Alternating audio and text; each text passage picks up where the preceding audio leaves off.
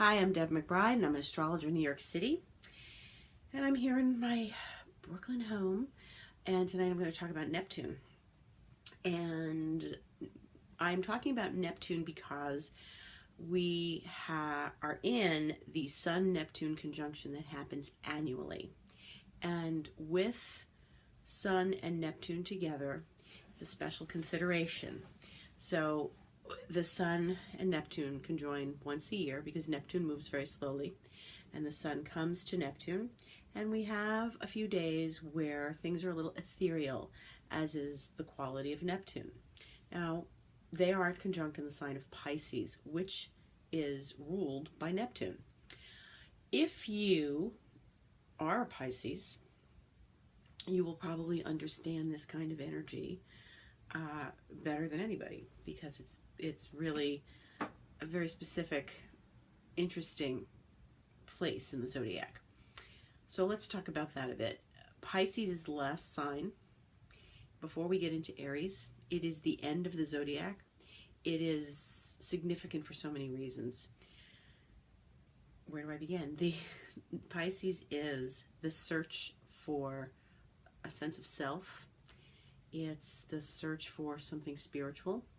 It is a search for redemption, for atonement, for peace and tranquility.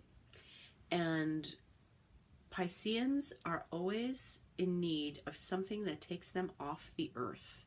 You can be a Pisces and be a perfectly good chef, or a perfectly good accountant, or a perfectly good actor or healer. And I said accountant not because it's a typical Pisces occupation, but because I've met Pisces accountants, and it's kind of a funny place for them, but you'll see why in a minute. If you don't have something that takes you off this earth when you're a Pisces, something that envelops you and brings you into the spirit world, then you do not feel like you are satisfied, you do not feel that your spirit is nourished, and you do not feel like you are fulfilling your purpose. Somebody who's an accountant, who's in a Pisces, who's got Pisces sun, is not necessarily feeling that vibe of being taken off the earth. Pisces do need to be grounded, so something practical like that works for them on so many levels. But Neptune rules, and Pisces rule the film industry, the arts. They rule anything having to do with healing, hospitals, anything esoteric. There isn't an exact place for a Pisces in that they're here and they're also. They're in both places at the same time. They're over there, they're out in space, they're on the earth.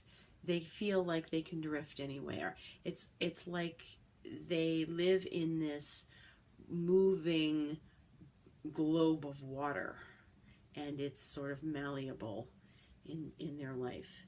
And for a Pisces, things tend to roll off their back a little more easily than, say, a fixed sign such as a Scorpio or an Aquarius or Taurus or Leo. They are what we call mutable, so they're flexible, they're changeable, they're usually very easygoing. You won't necessarily be able to figure out a Pisces. If you meet a Pisces and you fall in love with a Pisces, throw the book away, because Pisces is not necessarily, someone you can figure out and know exactly what their next move is going to be, because they don't know what their next move is going to be. So right now, Neptune is in the sign of Pisces for the first time in 168 years. And that's an amazing, amazing thing. How does it happen? It takes that many years for Neptune to go around the zodiac. So if you are a Pisces, you're going to experience the transit of your own sign with you by its own planet for the next several years. It's been there for about 4 years by now, and it'll be there for another 8 or so years. It takes a very long time for Neptune to move through a sign. And while Neptune is in Pisces, Pisceans will find that they are more aligned with their sign. They're sort of more true to themselves. I think that it's a very interesting place, and that we are getting to see this in our lifetime, because it's not unusual. It's not a usual thing for someone who is of that sign to see that, and for us to have Neptune in its own sign. Strange things happen. We start to see religious fanatics. We start to see spirituality fanatics. We can see more of situations involving drugs, alcohol. We can also see things, situations turning where there's stuff around questions of boundary, which is very Neptune. Neptune doesn't really have a boundary. When you have a strong Neptune, you need to assert boundaries, which is often very difficult for a Pisces or someone who has a good deal of Neptune in their chart. It's important because a Pisces needs structure. Neptune doesn't necessarily provide that. So when we start to look at Neptune's influence in our life, we see many, many things. There's, again, the qualities of needing to be taken off the earth if you have a strong Neptune or planets in Pisces. If you're not taken off the earth, if you're not taken into something that envelops you and makes your heart sing and gives you peace in your life and recharges your battery, which is very important for Neptunian types, then you turn to something else that can be destructive. And this is not all Pisces. This is not all Neptunian types. This is not necessarily the case for all of these people. They can and have tendencies to be addictive. That could be anything. It could be snacks, chocolate, television, or drugs, alcohol. The world of drugs and alcohol is ruled by Neptune. The world of pharmaceuticals is ruled by Neptune. So maybe we'll see some wonderful pharmaceutical advancement in these next bunch of years. Or maybe we'll just see more people who need medication, which is also very possible. But Neptune and Pisces are inextricably linked in that way. And Neptune, Sun aspects, like the one we're having now, are interesting. You might feel more tired because Neptune rules sleep and dreams. I know I feel tired. I probably look tired. Neptune is sleep and dreams. Neptune is where we need healing. It's, you might visit the doctor. Neptune is about our sensitivity, our intuition. Your intuition may be very high right now because the sun is highlighting Neptune. The sun is giving a brightness to Neptune, even though we can't see Neptune with the naked eye. And it's very important to pay attention to one's intuition during days like this. It's important to think about where your intuition takes you and trust your gut in times like this. Neptune's very important for that. As long as we're not swept along into delusion, which Neptune also rules, then we're really in pretty good shape. It is a highly creative time, incredibly inspired by creativity and intuition and instinct. And if you're working on a creative project, this is a great time to get inspired by what you're doing and by new thoughts and new energies infused into your project. Neptune rules the film industry. So last night we had the Oscars. So that's a really important big day in Hollywood. It's like, Christmas, Easter, Thanksgiving all rolled into one for Hollywood. And Hollywood is, they call it Tinseltown, which is very Neptunian. And the golden ages of Hollywood, in Hollywood's initiation was when Neptune was in the sign of Leo, which is the sign of the actor. So, and that was way, way, way a long time ago, like almost 100 years ago. So with Neptune, we can never really tell how things are going to turn out. We start off in our boat and we have a plan to go from point A to point B. And we don't always wind up at point B as planned. We have our navigation, we have our map, but somehow the boat is taken off course and Neptune takes us to a different place, a place that we didn't expect, a place that sort of unfolds before our eyes. It's a beautiful journey. It's a confusing journey. It is a journey that one does not know if it's a dream or if it's reality. And that is often the case with Neptune in a Neptune transit. You don't know if what you're experiencing is the real thing. You don't know if it's reality or it's fantasy. All you know is it feels good and you want more of it. It is an experience and emerging with something or someone that is incredibly, incredibly inviting. And it's like the siren song. You know, you're seduced by Neptune. We're always seduced by Neptune. Neptune's when we just feel a little sleepy or a little lazy and we get sort of seduced into something. You know, if you've got Neptune hitting your Venus in your chart, if Neptune comes to your Venus, then Neptune will usually bring a very deep spiritual love. And if Neptune brings you a spiritual love, it can also bring you something that's not entirely love at all. It's something where you're being fooled. And Neptune is really good at fooling us, really good. And, you know, we can get excited. Neptune comes to Venus and we fall for someone, and it's unlike anything we've ever experienced. But it's so not real. So you have to be careful that you're not blinded by Neptune's rosy colored glasses, and that you are actually, you have your head on straight when you are dealing with Neptune, because Neptune is never really what it seems to be. And Neptune can bring us a very spiritual love, and sometimes we do have to trust it and find our way through the clouds and the fog. If you've driven a car through the fog and you've had to drive really slowly and keep your eyes on the road and keep your eyes peeled for signs, this is what it's like navigating Neptune in a Neptune transit. It's very important to keep your focus. And you know what's really interesting about Neptune? Now, they say Saturn is the one that keeps us focused and committed, and it is. But when you have a very strong Neptune transit, so Neptune comes to your sun, there is nothing like focusing so intently that you achieve things that you didn't expect, that you create things that you didn't expect, that you are more focused than ever on your life and your work and your life's work. And having Neptune there can really incredibly focus you in a way that you did not expect. And people will say to you, wow, you've really changed, you've really matured, and your focus is incredible, and your commitment to things. It's because you have no other way. You can't let the clouds get in the way. So your focus is here, and it's very narrowed, and you have to stay very, very intense on your goal and your mission and what you're doing, because otherwise, if you just sort of sit back and relax with Neptune, you're going to fall asleep, and you aren't going to achieve what you need to. Neptune transit over the sun, we get confused.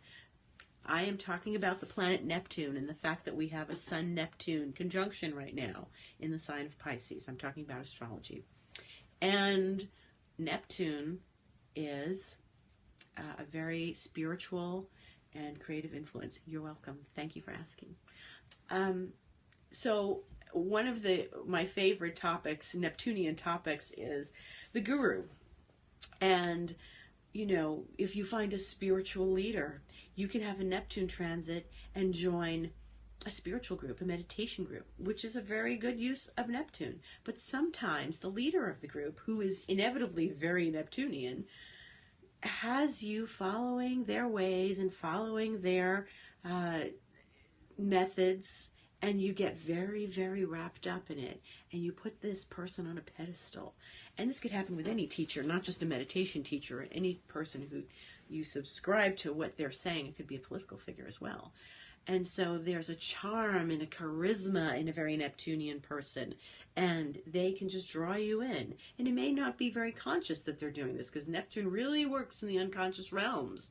And so when you hear these stories of gurus and people following them and being very enamored of them, it's a very interesting experience, because sometimes, not always, but sometimes, there is an element to the guru where you find out later that the guru is, you know, owns like 10 Rolls Royces and is very materialistic, and everyone is stunned when it all comes out later that this guru sort of got, yes, it is funny, isn't it?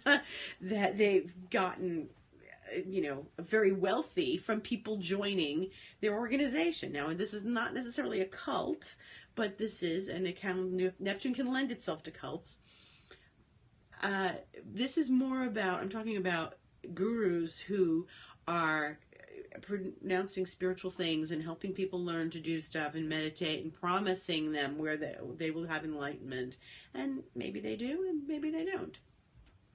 One very famous example is the Maharishi, who the Beatles followed in the 1960s. And as it goes, they went to India with the Maharishi to learn meditation, to have a spiritual life, and they did gain some of that. But I think at some point, the spell, the Neptunian spell and the glamour that Neptune throws over you wore off for them. And certainly did for John Lennon, who then went on to write the song Sexy Sadie, which is about the Maharishi. And if you know that song, you know that he's saying, you made a fool of everyone. And if you don't know that song, it's on the White Album, and I suggest you go listen to it. It's a very interesting song, and while he didn't use the Maharishi's name, I think he legally couldn't do that. So Sexy Sadie is about the Maharishi and his experience of that. So you often see this, and people who join, I mentioned cults, people who join cults are usually getting some sort of Neptunian transit because they don't know where they begin and the other person begins. Where I stop and you begin. That is the nature of Neptune and the boundarylessness of Neptune. And they put themselves in these positions with gurus or with, in the sense of a cult or something, where they put all of their energy and they sacrifice their life for this. And another Neptunian and Piscean theme is sacrifice. And you will see people make sacrifices in their life and when they have strong doses of Pisces or Neptune. And sometimes it's the right thing to do. And so therefore, Pisces are often, martyrs. They can be martyrs on one end, or they can be really generous, heartfelt people who will sacrifice anything for their children, for their family, for something important in their world. Very spiritual people are often Pisces. People who have good, it's your mom. She's very spiritual, your mom. That's a good thing. And as long as they find release in that and they find happiness and soulfulness in that and it's bringing them peace, that's a good thing. And it's important for everyone to have something that we believe in. And sometimes with Neptune, we don't always know what we believe in. And sometimes Neptune arrives in our life just at a time to have us follow something that's going to bring us some peace in our life. Neptune is associated with the 12th house, and the 12th house is where we go to recharge our battery. It's the house of sleep and dreams. It's the unconscious. It's where we go to have peace. If we go off to the ashram and we have some days of peace in the ashram, it's where we go to relax and go to the spa. It's when we also go to the gardens just to get rejuvenate. If we go to the beach, any of those places that you feel. Neptune is behaving in a strange way. It's with the sun now, so we've got a Sun Neptune thing going on, which is why I'm talking about it, because everyone's feeling a good dose of Neptune right now. So Neptune's behaving itself a little bit. Later this year it's going to square Saturn again, and Neptune and Saturn are strange, not really enemies, but they're not really friends either, because Saturn is all about the concrete reality. Neptune is saying there is no reality. It's what you imagine. It's what your visual is. It's what you're feeling and you're seeing in your life, and what your reality is, which is different from somebody else's. The energy of Sun Neptune is, the sun is our life force and our strength and our purpose. And with Neptune, at first, we don't necessarily feel that life force. We might feel very tired. Maybe your energy level is low right now because your life force is a little dulled by the Neptune. Think you're smoking opium, or you've had a little too much to drink, or maybe you're sleep deprived with insomnia. And then the Neptune sun kind of moves away. Sun moves away from Neptune because it's the faster moving planet. And the sun comes back to shining again. And it's a time of meditation. It's a time of peace. It's a time of quietness. And so yesterday, today, tomorrow, I suggest, sort of finding a little time to do a ritual. It can be very psychedelic. Neptune can be very psychedelic. But Neptune sun is meditative, and it's important to find a certain level of peace in yourself in these last few days, in these next few days, as Sun Neptune happens. If you feel, sort of like your battery's been uncharged, or your energy level isn't. Don't push yourself, because Neptune is also like invisible and insidious diseases and bacteria. It's things we can't see. It's the intangibles. So sometimes when we have a good Neptune transit, we get sick, and it's not because we were out, maybe partying too much, but it's more about Neptune's insidiousness. 2 days of meditation does not happen very often. Your meditations are going to be stronger during this time. It's really actually quite easy to meditate during the Sun Neptune because you kind of fall into it. But Neptune can be a little hard on the immune system. And if it is, well then, you can certainly take a break and don't push yourself during a Neptune transit. It's a good time to go swimming. If you need to exercise or so. Good time to go swimming, and it's a good time to be at peace. You can go hiking. It's about being at peace with nature. If you're going to go hiking and not be on this strenuous hike, and you're going to be in the beauty of something, and you're going to be in the woods and you're at peace, and you've gone to a place to recharge your battery, that's a good thing to do. Actually, people who have Mars Neptune in a very strong aspect are often really good athletes or ballet dancers, because Neptune is really this ease, this gentility, this sensitivity, this gracefulness and graciousness with Neptune. And it's ethereal. It's is it happening or isn't it happening? Am I imagining this? So you may meet someone who is a great spiritual love, or it could be someone who's not your soulmate. It could be someone who's completely wrong for you, but you have to discern that when you're having a Neptune transit. That can come to Mars, that can come to Venus, the moon. Sometimes with the moon, Neptune touches the moon, and we feel we have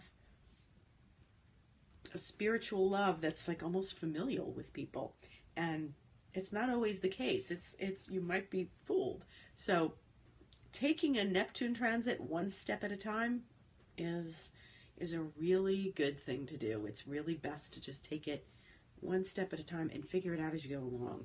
And you do have to trust. You really do have to trust with Neptune that things are going to be okay, as long as you have your head on straight.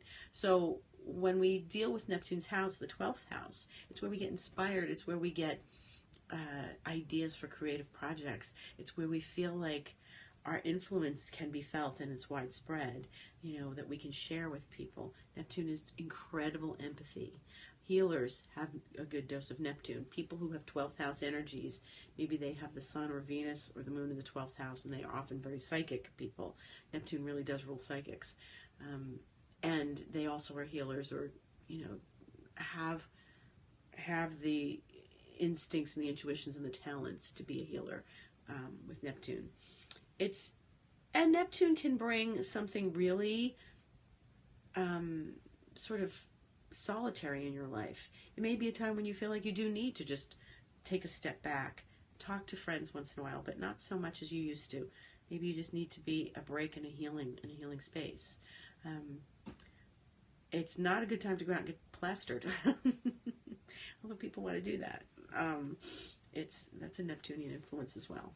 But I think that we have to use Neptune to our advantage and to what's positive for us, and not use it as a destructive manner. We have to think of it as possibility and as sensitivity, and not as hopelessness and depression, because a good dose of Neptune and you're very, very tired, and then you have no energy, and that's like, well, what's going on? Is it my thyroid? Neptune can be the farthest from us. It depends on the Pluto. Sometimes Pluto is further out. It's just that Pluto's orbit, the elliptical orbits that they have, sometimes Pluto's orbit crosses Neptune's orbit. And sometimes Pluto's closer and sometimes Neptune's closer, but they are both far out. Neptune is a gaseous planet. You cannot see it with the naked eye. And that's another thing. It is interesting. And there's another thing about not being able to see a planet with the naked eye. Uranus, Neptune, and Pluto, I feel like if you can't look at them up at the sky at night and see them and say, oh, that's Venus, you can see Saturn, Jupiter, but it's not easy without a telescope. Of course, you cannot see outer planets. That means that they are further out. I don't know what to say about that. call 311. You know that planets that are further out in space and not visible with the naked eye don't have this immediate influence. We don't look up at them, that's their moon. We need to assimilate this kind of energy, and it's not always easy. And so they have been often regarded with older astrologers, astrologers in the early part of the 20th century, after these planets were discovered and used, they were often calling these malefics. You're welcome. Thank you for joining. They were often called malefics, and they weren't necessarily malefic in the sense they were going to bring great harm to your life, but if used improperly, yes, they could bring some destruction to your life. And if used in a way that was not in keeping with the nature of the planet in your life, it could be unhelpful. But I think it's mostly because they are not a familiar energy to us, and they come into our life and they sweep through and they bring sweeping changes to us, and we don't always know how to handle it, and we have to sort of really go deep within. Neptune erodes. If something's not good for you and it's in your life, you have this structure in your life and it's not good for you anymore, Neptune comes in like the tide and it pulls some of it out. I don't really talk to the planets, but you can always ask for guidance from your spirit guides in a Neptunian time. It's good to contact your spirit guides. But Neptune pulls in, the tide comes out, the tide comes in, the tide goes out, and it erodes gently this structure in your life. And you're like, well, maybe I don't need this after all. You're standing here really strong and firm, and just the gentle tide of Neptune makes you see some other options and some other pictures. Neptune rules photography. Neptune rules film. The image changes. And this image that you had wrapped so tightly, maybe after a while it isn't necessary to be so tightly wound about it. Neptune helps us relax and see it in all its glory. So that's it. That's Neptune. My name is Deb McBride. My website is debmcbride.com, and I'm an astrologer in New York City.